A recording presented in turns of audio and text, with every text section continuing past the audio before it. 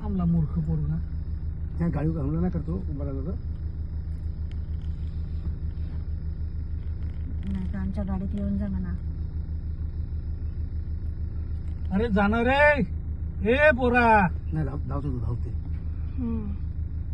तो धावणार.